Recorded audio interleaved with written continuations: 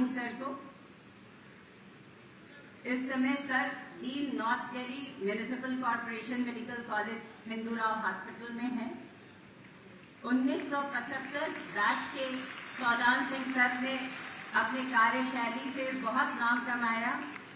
इस कॉलेज में भी एक प्रिंसिपल की तरह से 2005 में कार्यरत रहे और उस वर्ष जापानीज इंसेफेलाइटिस का जो कहर था उसमें उन्होंने बहुत उत्कृष्ट कार्य किया। उसके बाद वो सहसई गए और 2010 में DGME वो करके रिटायर हुए। अब मैं बुलाना चाहूंगी प्रोफेसर प्रभाकर सेठ सर को, संस्था के संस्थापक शिक्षकों में से एक। 26 जुलाई 1972 से सर यहाँ पर थे, professor and head of the department physiology. बुलाना चाहूंगी बुदला कोटी सर को।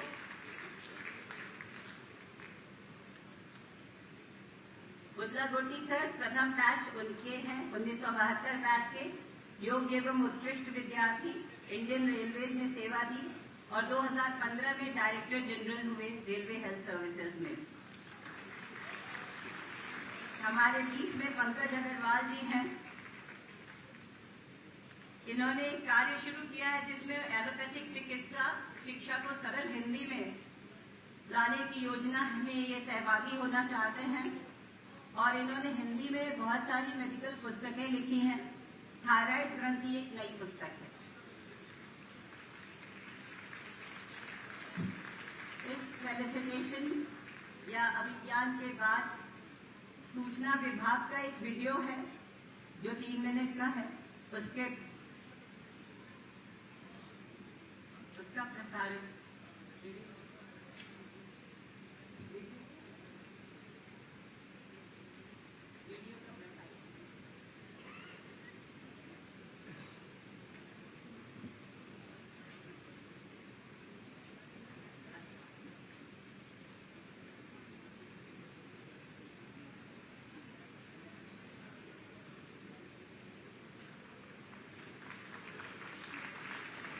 माननीय मुख्यमंत्री जी से अनुरोध है कि वो बटन दबाकर 2 परियोजनाएं हैं उनका लोकार्पण एवं शिलान्यास भी करें।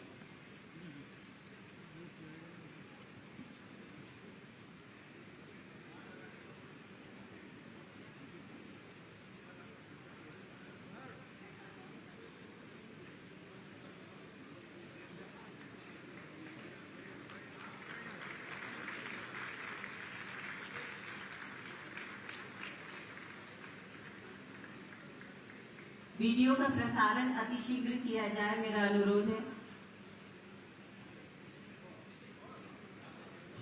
गुरु गोरक्षनाथ जी की तपोस्थली गोरखपुर चिकित्सा, स्वास्थ्य और चिकित्सा शिक्षा के क्षेत्र में नित नए कीर्तिमान गढ़ रही है। ये संभव हुआ है नीति, नियत और स्वभाव से। विकास के लिए प्रतिबद्ध डबल इंजन की सरकार की सेवा, समर्पण और संवेदनशील कार्यशैली से यशस्वी प्रधानमंत्री श्री नरेंद्र मोदी जी की प्रेरणा से एम्स, ICMR जैसे विश्व स्तरीय संस्थान आज उत्तर प्रदेश में क्रियाशील हैं, जिनमें आम नागरिकों को आधुनिक चिकित्सा सुविधाएं मुहैया करवाई जा रही हैं। एम्स और ICMR रिसर्च सेंटर बनने से अब इंसेफ्लाइटिस से मुक्ति के अभियान को और मजबूती मिलेगी। महामारियों के बीच उसके बचाव में भी यूपी को बहुत मदद मिलेगी। जीनोम सीक्वेंसिंग की जिस जांच की रिपोर्ट के लिए पहले दिल्ली और पुणे की लैब पर निर्भरता हुआ करती थी, वह सुविधा माननीय मुख्यमंत्री योगी आदित्यनाथ जी के नेतृत्व में आज गोरखपुर में आम जन के लिए उपलब्ध है। माननीय प्रधानमंत्री श्री नरेंद्र मोदी जी के मार्गदर्शन और माननीय मुख्यमंत्री योगी आदित्यनाथ जी के अनवरत प्रयासों से ट्रेस, टेस्ट और ट्रीटमेंट की नीति के तहत उत्तर प्रदेश का कोविड प्रबंधन रोल मॉडल बनकर उभरा, जिसकी वैश्विक स्तर पर सराहना हुई। आज उत्तर प्रदेश चिकित्सा शिक्षा एवं हेल्थ इंफ्रा का नया केंद्र बनकर उभरा है। हेल्थ ATM की स्थापना से स्वास्थ्य सिस्टम अत्याधुनिक तकनीक से लैस हो रहा है। शैक्षणिक विकास, शोध कार्य, चिकित्सकीय व्यवस्था व्यवस्था में सतत प्रगति के साथ ही AES, JE जैसे जानलेवा बीमारी से होने वाली मौतों में 95% की कमी आई है। महायोगी गोरखनाथ विश्वविद्यालय, आयुष विश्वविद्यालय जैसे संस्थान चिकित्सा शिक्षा के क्षेत्र में नया अध्याय लिखने को तैयार हैं। एक जनपद एक मेडिकल कॉलेज की नीति के तहत हर जनपद में मेडिकल कॉलेज की स्थापना का मार्ग प्रशस्त हुआ है। MBBS, PG, नर्सिंग एवं पैरामेडिकल की सीटें बढ़ने से स्थानीय स्तर पर युवाओं को चिकित्सा शिक्षा प्राप्त करने की सुविधा मिली है। वर्ष 2017 के बाद माननीय मुख्यमंत्री जी के दिशा निर्देशन में बाबा राघव दास मेडिकल कॉलेज के चहुमुखी विकास का कार्य संभव हुआ है। गोरखपुर का बिहाड़ी मेडिकल कॉलेज वायरल रिसर्च का देश के किसी भी मेडिकल सेंटर में या मेडिकल कॉलेज में एकमात्र रीजनल सेंटर गोरखपुर के बिहाड़ी मेडिकल कॉलेज में। BRD मेडिकल कॉलेज के उच्चीकरण से हाईटेक स्वास्थ्य सुविधाएं मिली हैं। यहाँ प्रतिवर्ष उत्तर प्रदेश सहित नेपाल, बिहार और समीपवर्ती राज्यों से बड़ी संख्या में लोग उपचार के लिए आते हैं। कोविड प्रबंधन में BRD मेडिकल कॉलेज ने उपयोगी भूमिका निभाई है। आज माननीय मुख्यमंत्री जी के कर कमलों द्वारा बाबा राघव दास मेडिकल कॉलेज के स्वर्ण जयंती समारोह के अवसर पर फार्मेसी व नर्सिंग कॉलेज के बॉयज छात्रावास का शिलान्यास किया जा रहा है। करके दिखाई जो डबल इंजन की सरकार है वो महायोगी गुरु गोरक्षनाथ। माननीय मुख्यमंत्री जी के आशीर्वचनों के बिना यह कार्यक्रम अधूरा है। मैं आपसे अनुरोध करूंगी मुख्यमंत्री जी कि आप कुछ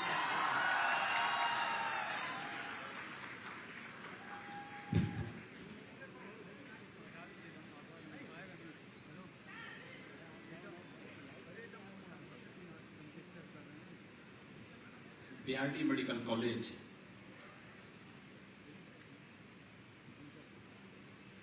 गोरखपुर के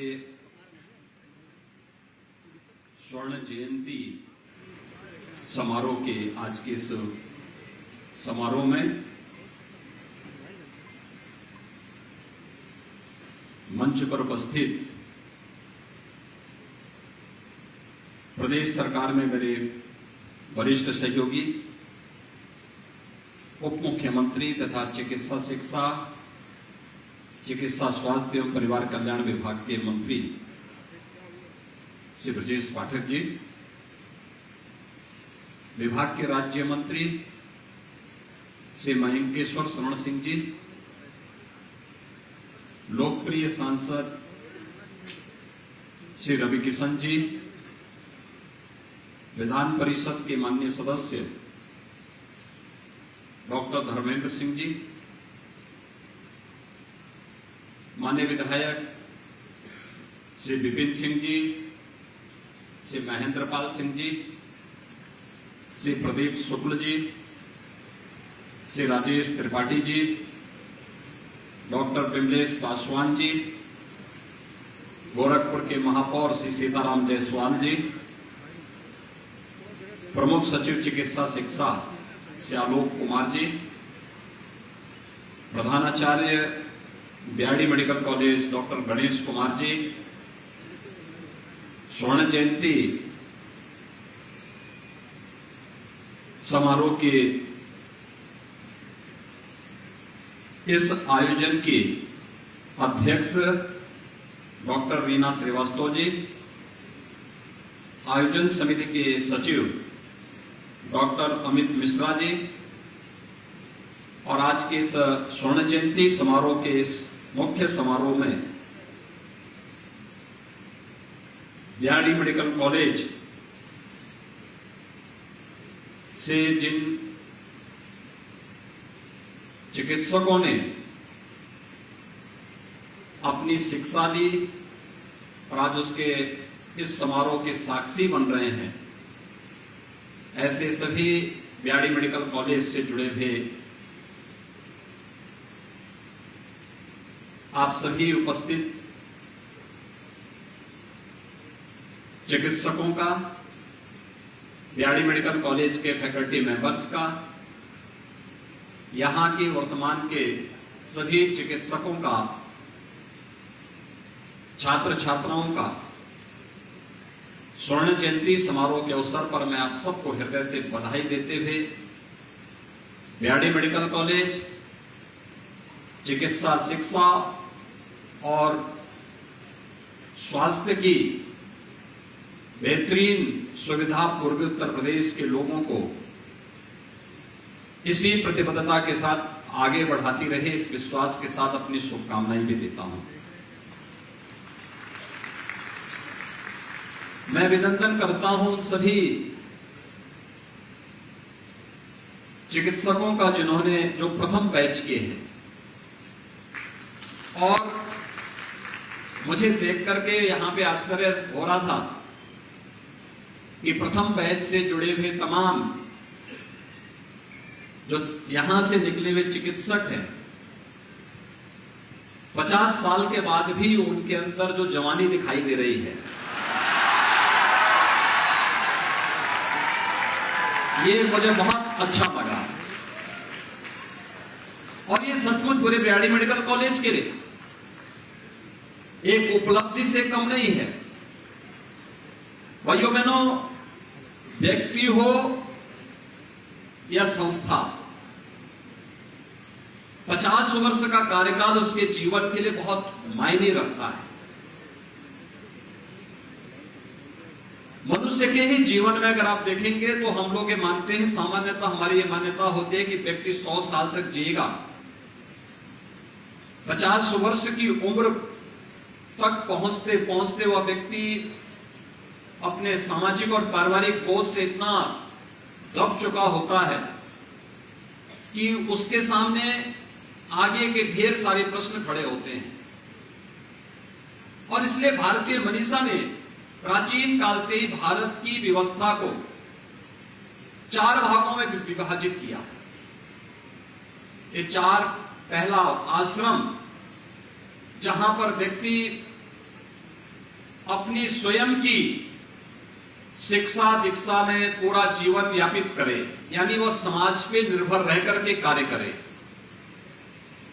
दूसरा आश्रम, जहां पर उसे अपने उन उत्तरदायित्वों का निर्वहन करने के लिए अपने पैरों पर खड़ा होना है, और अपने पैरों पर खड़ा होते हुए समाज को भी स्वावलंबन की ओर अग्रसर करने में योगदान देना है, जिसे सामान्यतः हमारे यहां आश्रम की पद्धति में गृहस्थ आश्रम के रूप में मान लिया गया। तीसरा आश्रम ये वानप्रस्थ का माना जाता है, जहां पर व्यक्ति अब तक उसने अपने पैरों पर खड़ा होकर के जो कुछ भी अर्जित किया है, अब वह केवल अपने लिए नहीं, अब उसको समाज की तरफ ज्यादा उन्मुख होना है, समाज के लिए ज्यादा कार्य करना है। अब तक तो अपने परिवार तक सीमित था, परिवार के लिए ज्यादा ध्यान दे रहा था, अब उसे समाज पर फोकस करना है, और समाज के लिए और अच्छे कार्यक्रमों के साथ, देश के लिए और अच्छे कार्यक्रमों के साथ कैसे हम आगे बढ़ सकते हैं, इनको लेकर के आगे बढ़ना होता है। और चतुर्थ आश्रम, जिसे सामान्यतः संन्यास आश्रम के मान लिया जाता है, जिसका मतलब अपना कुछ भी नहीं, सब कुछ समाज का है, राष्ट्र का है, और उसके लिए पूरी समर्पित भाव के साथ कार्य करना। और बीआरडी मेडिकल कॉलेज के लिए तीसरा आश्रम प्रारंभ हुआ है। यानी अब तक बीआरडी मेडिकल कॉलेज हमारे सामने चैलेंज था। मैं पिछले लगभग 30 वर्षों से बीआरडी मेडिकल कॉलेज की यात्रा को अपनी आंखों से देख रहा हूं, और मैंने इस बात को महसूस किया है, बीआरडी मेडिकल कॉलेज उपेक्षा का दंश झेला। यहां पर अस्तित्व का संकट भी खड़ा हुआ, और एक समय तो ऐसा लगा मुझे कि हम लोग ये मानते थे कि अगर वास्तव में मेडिकल कॉलेज पे यहां पर पहिए होते तो ये भी यहां से कहीं शिफ्ट हो गया होता है। लेकिन आज बीआरडी मेडिकल कॉलेज पूर्वी उत्तर प्रदेश के बेहतरीन स्वास्थ्य केंद्र के रूप में उभरा है, और अब एक नई स्वस्थ प्रतिस्पर्धा के लिए बीआरडी मेडिकल कॉलेज को तैयार होना है। और इसमें पुरातन और नवीन का बेहतरीन संगम इस स्वर्ण जयंती वर्ष के अवसर पर हम सबको यहां पर देखने को मिलना चाहिए। आप में से बहुत सारे लोग ऐसे हैं जिन्होंने अपने क्षेत्र में कुछ विशिष्ट काम किया है। लेकिन अपनी विशिष्टता को केवल अपने तक सीमित रखना ये उपलब्धि नहीं हो सकती। आपने जो कुछ भी किया है उसको समाज को समर्पित करने की बारी अब आ चुकी है। खासतौर पर जिन लोगों ने बीआरडी मेडिकल कॉलेज और अपने जीवन के भी 50 साल पूरे कर लिए हैं, उनको अब समाज की तरफ उन्मुख इस रूप में होना है। जब एक चिकित्सक का पूरा जीवन समाज के लिए समर्पित होता है, लेकिन अब हम अपने ज्ञान के इस प्रचार प्रसार को और तेजी के साथ कैसे आगे बढ़ा सकते हैं, यह एक महत्वपूर्ण अवसर आप सबके सामने होगा। आज चिकित्सा स्वास्थ्य के क्षेत्र में देश और दुनिया के अंदर बहुत कुछ नया हुआ है और नयापन जो देखने को मिल रहा है। इस सदी की सबसे बड़ी महामारी को हम सबने झेला है, देखा है, नजदीक से देखा है, महसूस किया है। पूर्वी उत्तर प्रदेश का डेडिकेटेड कोविड हॉस्पिटल का बीआरडी मेडिकल कॉलेज सबसे बड़ा केंद्र था और बेहतरीन परिणाम भी बीआरडी मेडिकल कॉलेज ने दिया। उन सभी स्थितियों को ध्यान में रखते हुए कि वास्तव में बीमारी का उपचार ही क्या उसका सर्वोत्तम उपाय है, कोरोना महामारी ने हम सबके सामने ढेर सारे उदाहरण प्रस्तुत किए हैं। समय से लिए गए निर्णय, टीम वर्क, और अगर हम थोड़ी सावधानी रख करके बचाव के उपाय पर ध्यान देने के लिए लोगों को प्रेरित कर सकें तो बड़ी से बड़ी महामारी को भी नियंत्रित किया जा सकता है। और आपके सामने उदाहरण है, हेल्थ इंफ्रास्ट्रक्चर में यूएस और यूरोप भारत से बहुत आगे है, लेकिन कोरोना प्रबंधन में भारत का परिणाम इनसे बहुत आगे है, बहुत आगे है। ये आप सबने देखा होगा। मौत के आंकड़ों की काउंट नहीं की जा सकती, लेकिन जब हम कोविड प्रबंधन की ही बात करते हैं, 135 करोड़ की आबादी का भारत प्रधानमंत्री मोदी जी के नेतृत्व में कोविड की आहट के साथ ही अपने आप को तैयार कर चुका था। समय के अनुरूप प्रधानमंत्री जी का मार्गदर्शन, हरेक क्षेत्र से जुड़े हुए विशेषज्ञों के साथ संवाद, शासन को सक्रिय करना, प्रशासनिक मशीनरी को जमीनी धरातल पर उतारने का कार्य करना और इस कार्यक्रम को मजबूती के साथ आगे बढ़ाने का परिणाम किस रूप में हम सबके सामने आया है, ये किसी से छुपा हुआ नहीं और उसका परिणाम भी हम सबके सामने आया। इतनी बड़ी आबादी के लिए फ्री में टेस्ट की व्यवस्था करना, फ्री में उपचार की व्यवस्था करना, फ्री में वैक्सीन की व्यवस्था करना, केवल वैक्सीन की 2 डोजेज ही नहीं, प्रिकॉशन डोज भी हर व्यक्ति को फ्री में उपलब्ध करवाने की व्यवस्था करना। और यही नहीं, हर महामारी हमेशा अपने पीछे कुछ अपना साइड इफेक्ट भी छोड़ती थी। हर महामारी अपने पीछे भूखमरी लेकर के आती थी और पहली बार भूखमरी के लिए 80 करोड़ लोगों को फ्री में राशन की सुविधा का लाभ देने का कार्य भी अकेले भारत के अंदर हुआ है, दुनिया के अंदर कहीं नहीं हुआ। हम लोग भी इस लड़ाई में प्रधानमंत्री जी के मार्गदर्शन में लगातार कार्य करते रहे और लगातार कार्य करते हुए हम लोगों ने इस बात को महसूस किया कि समय से लिए गए निर्णय का परिणाम किस रूप में आगे बढ़ सकता है। और पहली बार हुआ है, खासतौर पर बीआरडी मेडिकल कॉलेज से जुड़े हुए जो चिकित्सक हैं, जिन्होंने यहां से डिग्री प्राप्त की है या जो यहां पर वर्तमान में कार्यरत हैं, उनको भी मैं कहना चाहूंगा कि आप देख सकते हैं इंसेफ्लाइटिस यहां 1977-78 में आया था। 1977-78 से लेकर के लगातार 2017 तक 40 वर्षों तक मौत का सिलसिला यहां पर इंसेफ्लाइटिस के माध्यम से होती रही। इंसेफ्लाइटिस का वैक्सीन जापान में 1905 में आ चुका था और गोरखपुर पहुंचने में इसे 100 साल लगे हैं। 2005 में इंसेफ्लाइटिस का वैक्सीन गोरखपुर पहुंचा है। लेकिन कोरोना महामारी के दौरान वैक्सीन, स्वदेशी वैक्सीन, एक नहीं दो वैक्सीन भारत को मात्र 9 महीने के अंदर प्राप्त हो चुके थे। यानी समय से ले गए निर्णय, एक संवेदनशील व्यवहार और विशेषज्ञों की टीम के साथ संवाद का परिणाम किस रूप में सामने आ सकता है, यह कोरोना प्रबंधन हम सबके सामने देखने को मिलता है। और यही परिणाम, यही कारण रहा है कि हेल्थ इंफ्रास्ट्रक्चर में हो सकता है कि अमेरिका और यूरोप हमसे अच्छा रहा हो, लेकिन कोरोना से होने वाली मौतों के आंकड़ों को अगर आप देखेंगे तो अमेरिका की आबादी भारत की आबादी की 1/4 है, लेकिन अमेरिका में कोरोना से मौतें भारत से दुगनी हुई है। यूरोप में भी इसी प्रकार के आंकड़े सामने, चौंकाने वाले आंकड़े देखने को मिलते हैं। और इसलिए आप सभी इस फील्ड के विशेषज्ञ हैं, मैं आप सबसे इस बारे में कहना चाहूंगा, हमें कोरोना प्रबंधन से बहुत कुछ सीखने को मिलता है और हमें हमेशा इस बात को ध्यान में रखना होगा कि कौन से ऐसे पक्ष थे जो हमारे अच्छे थे, जो कोरोना प्रबंधन को भारत को दुनिया के अंदर एक मॉडल के रूप में प्रस्तुत करने में जिससे मदद मिली, और उसे हम दैनिक जीवन में भी किस रूप में ले सकते हैं, यह इसका एक माध्यम बनेगा। दूसरा, 1200 से 1500 के आसपास यहां पर बीआरडी मेडिकल कॉलेज से पास आउट जो छात्र रहे हैं, वे जीवन के प्रत्येक क्षेत्र में कार्य कर रहे हैं। आज इस कार्यक्रम में अपने कॉलेज के स्वर्ण जयंती समारोह के साक्षी बनने जा रहे हैं। सचमुच आपका आगमन गोरखपुर के दृष्टि से अत्यंत महत्वपूर्ण है।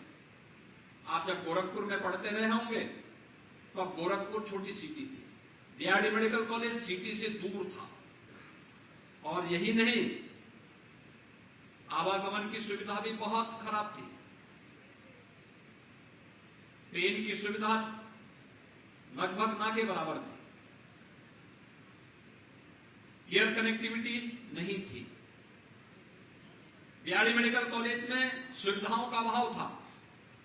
मुझे याद है जब 1998-99 में मैंने बीआरडी मेडिकल कॉलेज का भ्रमण किया था इंसेफ्लाइटिस के मरीजों को देखने की दृष्टि से। एक बेड में 4-4 मरीज भर्ती थे, बड़ी बदबू थी, कोई इंफ्रास्ट्रक्चर नहीं था। लेकिन आपने देखा होगा जब आप स्वर्ण जयंती समारोह में देश से, दुनिया से, किसी भी देश से जब गोरखपुर में आए होंगे, बहुत सारे लोग ऐसे होंगे जो कई वर्षों के बाद गोरखपुर आए होंगे, आज आपको गोरखपुर बदलता हुआ दिखाई दिया होगा। बीआरडी मेडिकल कॉलेज का मार्ग 4 लेन के मार्ग में बदल चुका है। गोरखपुर में देश के सभी प्रमुख स्थलों से वायु सेवा प्रारंभ हो चुकी है। आज के दिन में गोरखपुर में 14 फ्लाइट आ रही है, एक गोरखपुर में आ रही है, ट्रेन की अच्छी सुविधा हो चुकी है, और बीआरडी मेडिकल कॉलेज का इंफ्रास्ट्रक्चर भी आपने देखा होगा।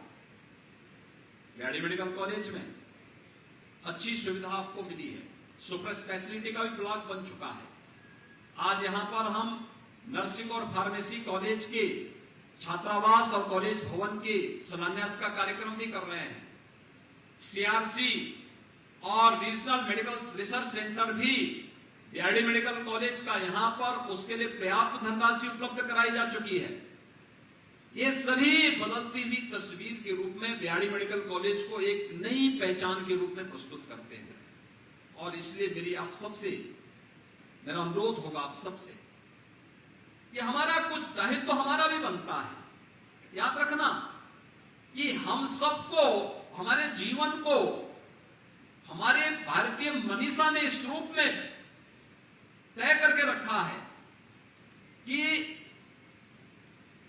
भारतीय की पहचान ही इस बात के लिए होती है कि हम अपने जीवन में कृतज्ञता ज्ञापित करना सीखें। और ये हर एक भारतीय का दायित्व बनता है। हर भारतीय इस बात को मानता है, जिसे हम सामान्य जीवन में यज्ञ मानते हैं। केवल धार्मिक कर्मकांड ही यज्ञ नहीं होता है, शिक्षण के साथ जुड़ना भी एक यज्ञ है। अपने माता पिता का सम्मान करना भी और उनके कार्यों को आगे बढ़ाना भी अपने आप में एक यज्ञ है।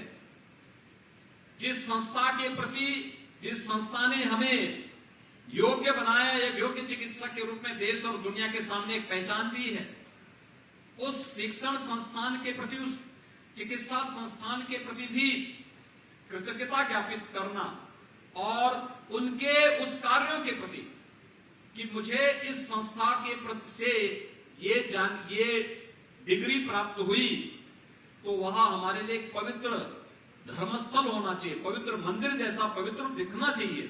और वो पवित्रता का भाव जो हमारे मन में आएगा तो वह हमें जीवन में आगे बढ़ने के लिए एक नई मंजिल की ओर अग्रसर करने की एक नई प्रेरणा भी प्रदान करेगा। इस संस्थान कोई केवल एक स्मारक मात्र नहीं होते हैं, एक केवल भवनों का एक टुकड़ा नहीं होता है, एक जीवंत स्मारक होते हैं जो हमें नित्य नई प्रेरणा प्रदान करते हैं। और इस प्रेरणा का स्रोत हमारे पास जो कुछ भी होगा, हम अपनी उस कृतज्ञता को ज्ञापित करने के लिए एक अवसर देखते हैं और एक तिथि होती है।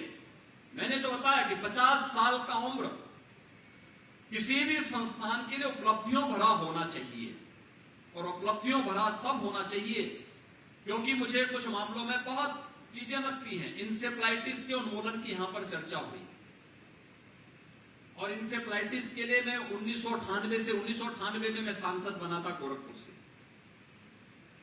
गोरखपुर की जनता ने मुझे गोरखपुर से सांसद बनाया, और सांसद बनने के बाद जब मेरे संज्ञान में आया कि बीआरडी मेडिकल कॉलेज में एक ही बेड में 4-4 बच्चे लिटाए गए हैं, बड़ी दुर्व्यवस्था है, तो मैं आया था यहां पे। उस समय मैंने देखा था, पार्लियामेंट में मैंने इस मुद्दे को रखने का प्रयास किया था। बड़ी जद्दोजहद के बाद मुझे मौका मिला था, और बाद में फिर यह एक जन आंदोलन बनाया गया था, लेकिन निष्कर्ष पे तब भी हम लोग नहीं पहुंच पाए थे। इन 40 वर्षों में मेरा मानना है कि बीआरडी मेडिकल कॉलेज समेत पूर्वी उत्तर प्रदेश में इंसेफ्लाइटिस से 50,000 से अधिक बच्चों की मौतें हुई, और इतने बड़े पैमाने पर मौत होने के बावजूद भी शासन प्रशासन के कानों में जू नहीं रेंगता। केवल प्रधानमंत्री मोदी जी ने इंसेफ्लाइटिस जैसी इस इंसेफ्लाइटिस को ध्यान में रखते हुए, संचारी रोगों को ध्यान में रखते हुए 2016 में गोरखपुर आकर के गोरखपुर को एम्स दिया था।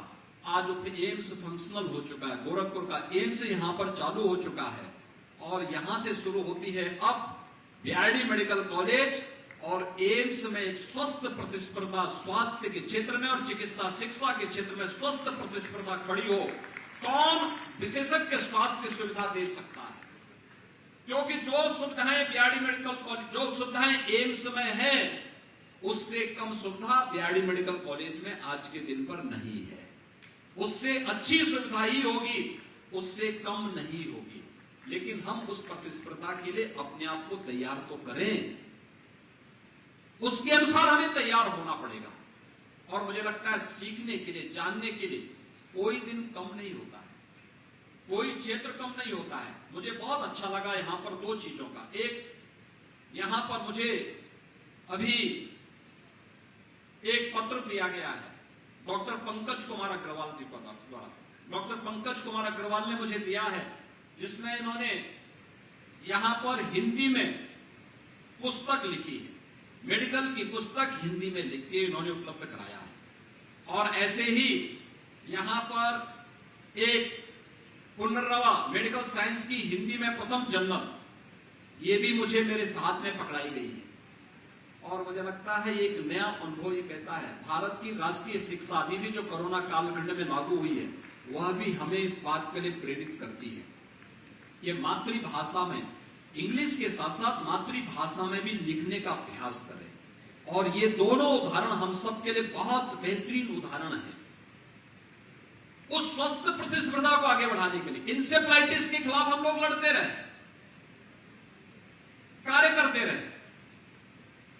मैं सांसद था तो मेरे सामने इतनी फुर्सत थी कि मैं कभी कभी आंदोलन के लिए सड़कों पे निकलता था, शासन प्रशासन को घेरता था, संसद के हर सत्र में इस पे बहस कराता था, सरकारों को घेरता था।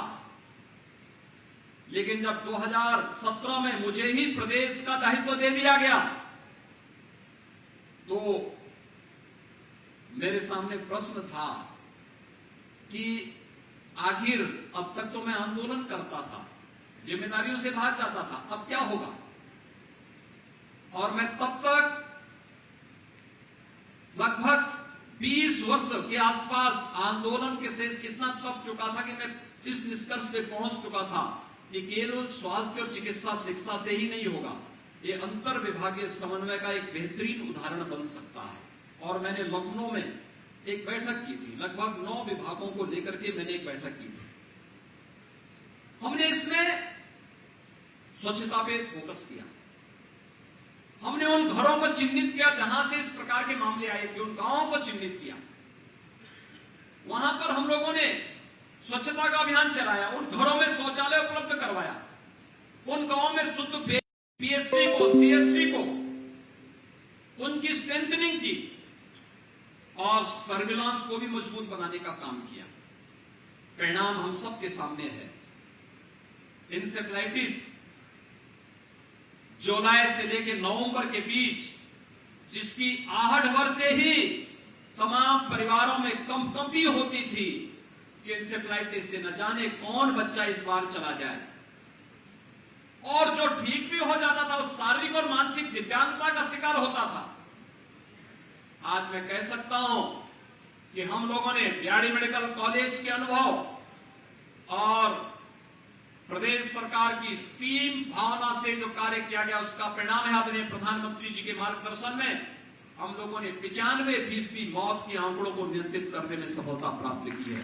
भाइयों बहनों, ये अपने आप में एक मॉडल है, ये अपने आप में एक मॉडल है। और मैं आप सबसे कहना चाहूंगा, जब इंसेफ्लाइटिस के खिलाफ कार्य करने की जब बात आई थी, इसमें कैसे कार्य हो सकता है, तो मैंने उस समय इस फील्ड में क्या काम हुआ है और कौन इसको नियंत्रित कर सकता है। मेरे सामने वैक्सीन का तो आया था, उपचार का भी आया था, लेकिन अन्य क्या हो सकता है, एक भी रिसर्च पेपर मेरे सामने नहीं आया। और मैं यहीं से आपसे अपील करना चाहूंगा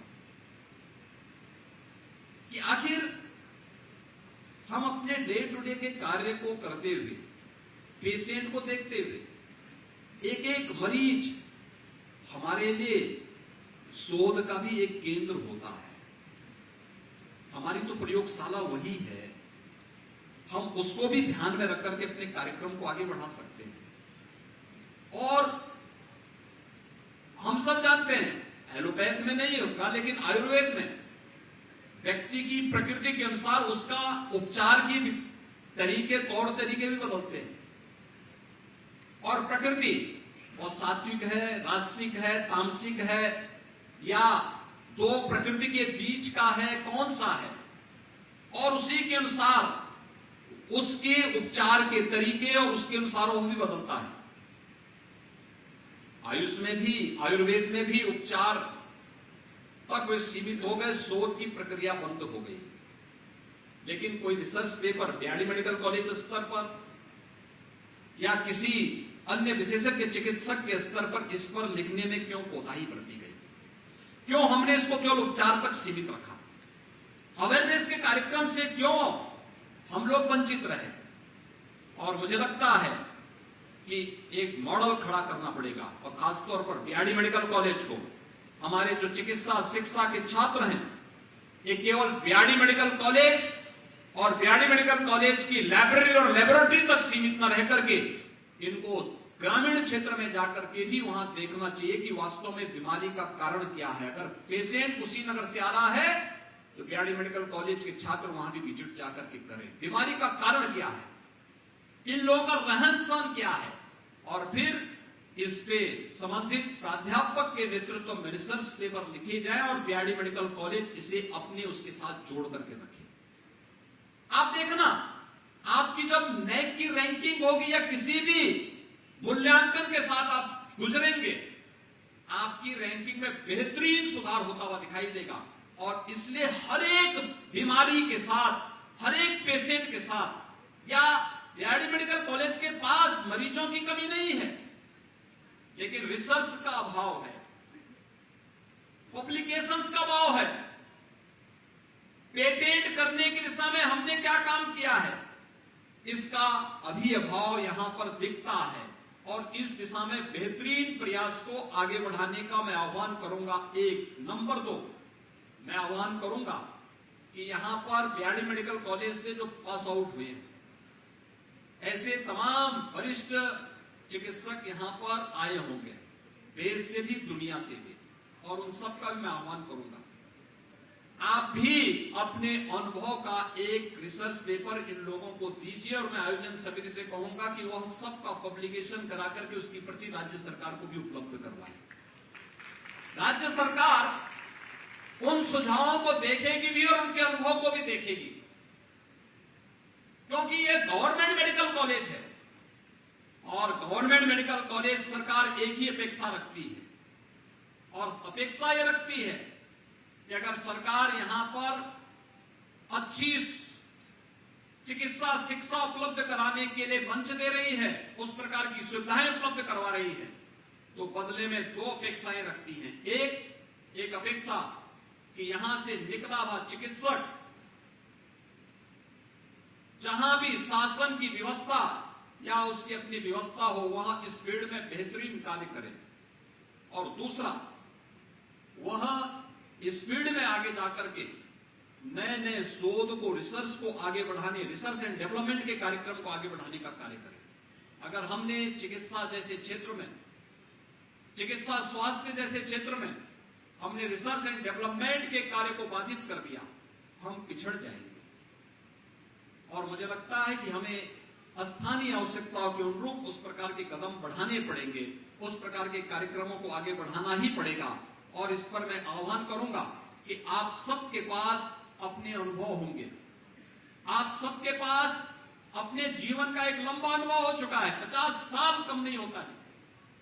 इन 50 वर्षों के इस अनुभव पर आधारित अपना आर्टिकल लिखिए और चिकित्सा शिक्षा के लिए अपने अपने क्षेत्र को ध्यान में रख करके कुछ अच्छे आर्टिकल आप लिख के देंगे, हम लोग उस पर विचार करेंगे, सरकार के स्तर पर भी उस पर मंथन होगा, और फिर इस दिशा में क्या कार्यक्रम बढ़ाने हैं उस पर भी हम लोग इन कार्यक्रमों को आगे बढ़ाने में हमें मदद मिलेगी।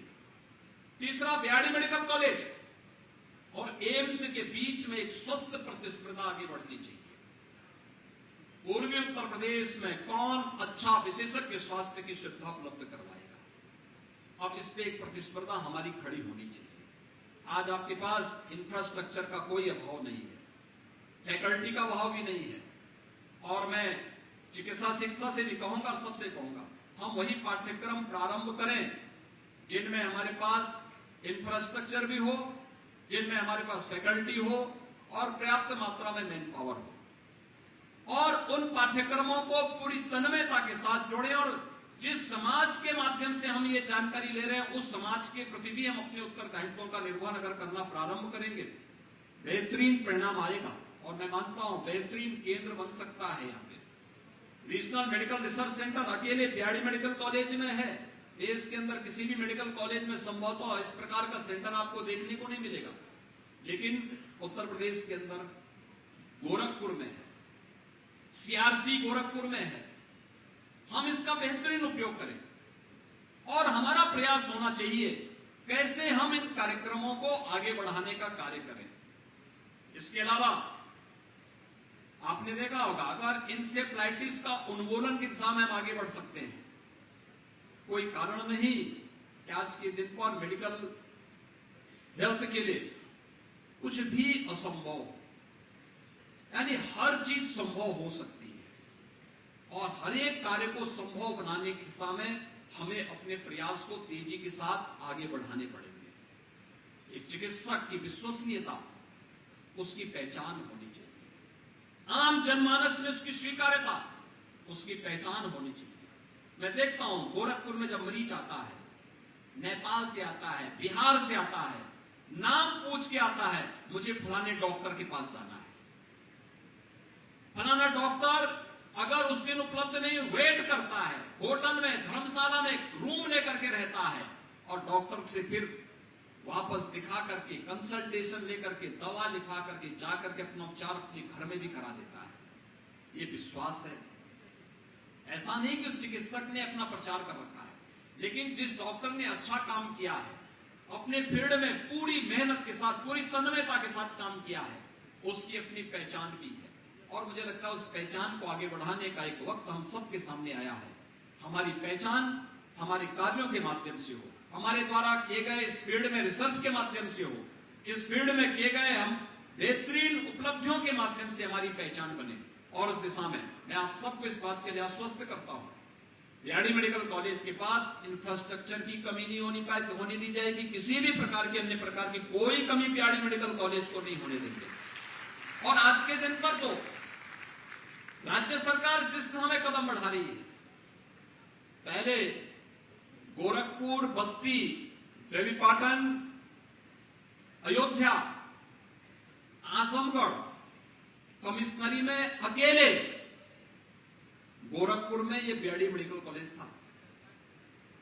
यानी लखनऊ के पूरब में अगर आप आएंगे तो गोरखपुर में बीआरडी मेडिकल कॉलेज था। वाराणसी में बीएचयू का अपना मेडिकल सेंटर था, या फिर प्रयागराज और बरेली में मेडिकल कॉलेज थे, कानपुर में थे, झांसी और आगरा में था, मेरठ में था। यही तो पुराने मेडिकल कॉलेज थे। और कितना अच्छा अवसर आज यहां पर देवरिया में मेडिकल कॉलेज प्रारंभ हो चुका है, कुशीनगर में मेडिकल कॉलेज बन रहा है, महाराजगंज में पीपीपी मोड पर प्रधानमंत्री स्वास्थ्य सुरक्षा योजना में केंद्र और राज्य सरकार मिलकर के एक नया मेडिकल कॉलेज के निर्माण की कार्रवाई को तेजी से आगे बढ़ा चुके हैं।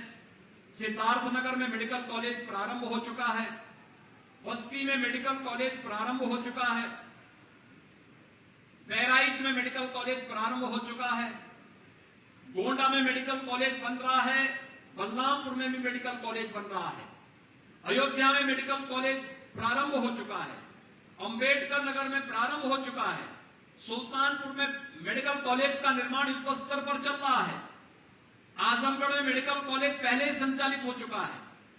यानी इतने मेडिकल कॉलेज एक साथ यहां पर बन चुके हैं। और अब हमें रिसर्च एंड डेवलपमेंट पर ध्यान देना ही होगा। और इस दिशा में जो लोग पुराने चिकित्सक हैं, जो यहां से निकले हैं, उन लोगों की एक नई जिम्मेदारी बनती है। जो यहां की फैकल्टी है, उनकी जिम्मेदारी बनती है कि रिसर्च एंड डेवलपमेंट के इस माहौल को कैसे आप आगे बढ़ा सकते हैं। और मुझे पूरा विश्वास है कि स्वर्ण जयंती समारोह के अवसर पर बीआरडी मेडिकल कॉलेज का, राघवंश का यह एक संकल्प होना चाहिए कि अब तक हमने बेहतरीन स्वास्थ्य की सुविधा उपलब्ध करवाई। सीमित संसाधनों में यहां पर लोगों की, बच्चों की जान को बचाने के लिए मैंने अपनी आंखों से बीआरडी मेडिकल कॉलेज के चिकित्सकों को मेहनत करते हुए देखा है। सीमित साधन थे, तब भी वे मेहनत करते थे। और मैं देखता था, इंसेफ्लाइटिस का वार्ड तीसरे मंजिल पे था, वहां पंखे नहीं चलते थे। 1998-99 में जब मैं आया था, पंखे नहीं थे, कोई एसी की बात तो दूर, पंखे नहीं थे, बदबू थी। और उसके बीच मैं स्वयं भी जब जुलाई अगस्त के महीने में वहां पहली बार देखने के लिए आया था, मेरे साथ 5-7 लोग और थे। उन सबको भी वहां की बदबू और वहां पर गर्मी के कारण चक्कर आने लग गए थे। मुझे अपना गमछा अपने मुंह पे बांधना पड़ा था। और उस बीच डॉक्टर वहां काम करते थे, दुर्व्यवस्था थी। आज तो ऐसी स्थिति नहीं है।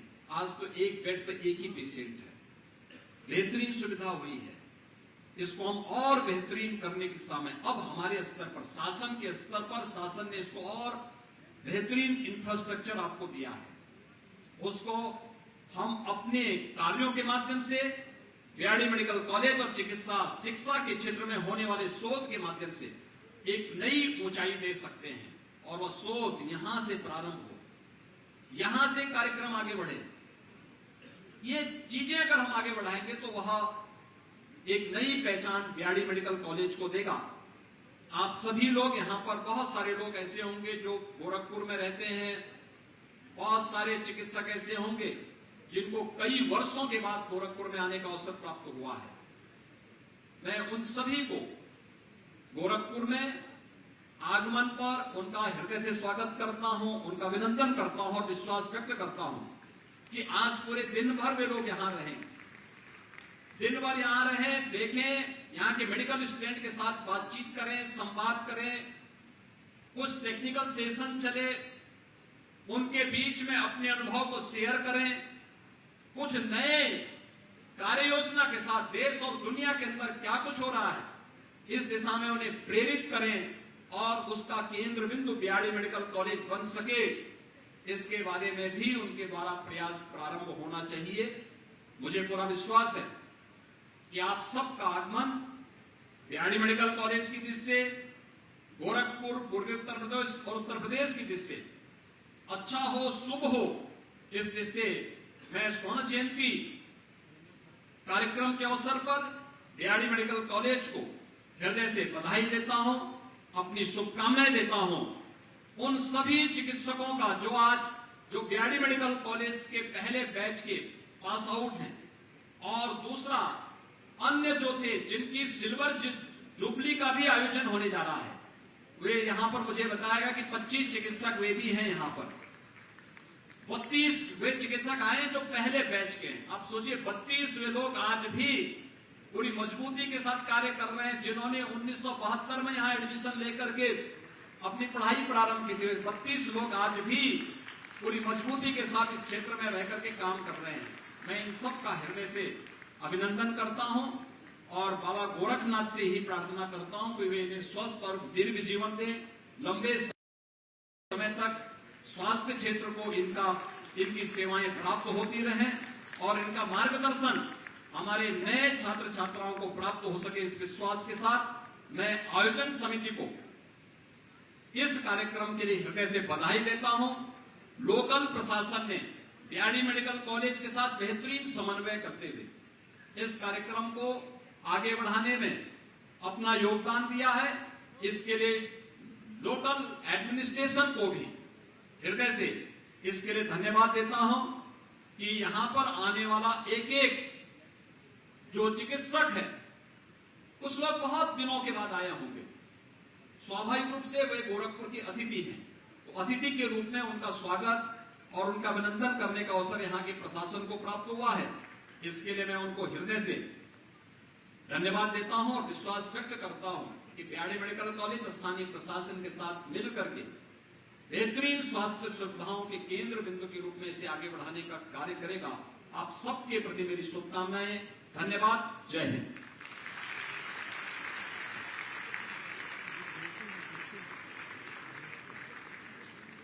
धन्यवाद माननीय मुख्यमंत्री जी, आपके संवेदनशील एवं उत्साहवर्धक शब्दों ने हमें